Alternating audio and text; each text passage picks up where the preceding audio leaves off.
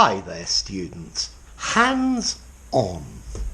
Okay, this is an adjective which talks about participation rather than theory. So I like a hands-on approach to teaching English. I read you a story, but without you seeing the text, and then get you to tell me the story back. That's a hands-on way of teaching because you're actually practicing your English. You're participating and using it live. The opposite of hands-on is theoretical ideas. So if I talk to you for 10 minutes about how to use the present perfect, that's not hands-on. If I ask you to give me examples of sentences using the present perfect, that's much more hands-on teaching. A hands-on approach, a hands-on way of doing things. These are good collocations with it.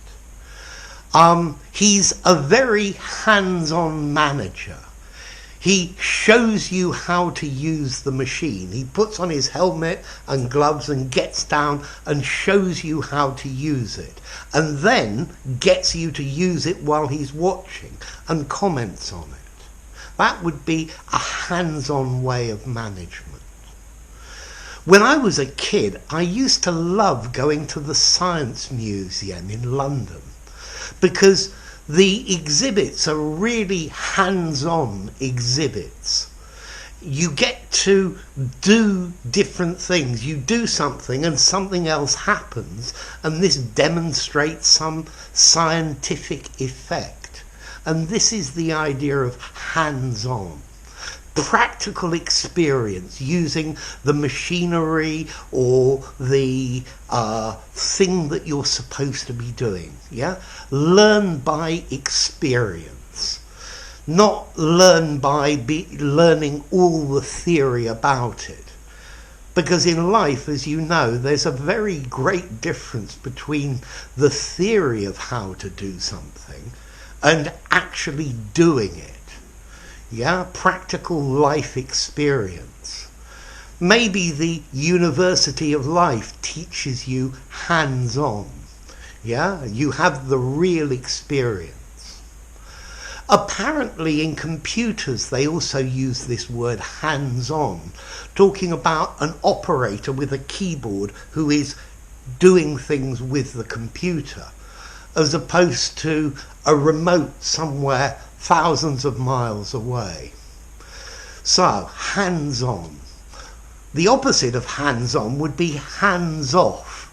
But when I say hands-off, I think I'm saying do not touch. I guess you could have a hands-off approach, as in don't touch anything, but I don't think that's the opposite of hands-on in this example or in this meaning.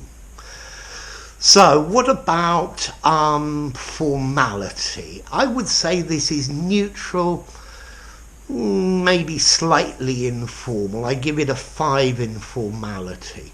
You could definitely use it in an informal conversation. And I think, yes, in a semi-formal document.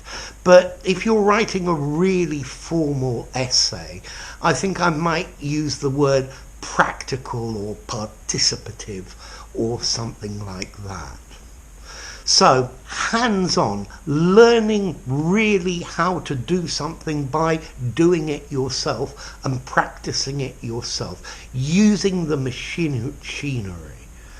I suggest you take a hands-on approach to learning English and produce your own sentences using hands-on, because if you make mistakes, you will learn from those mistakes, and that's why hands-on experience is so useful. So, hands-on, not theoretical. There you go. So, if you enjoyed the video, give it a rating, subscribe to my channel, and I'll see you soon. Bye for now. Hands-on.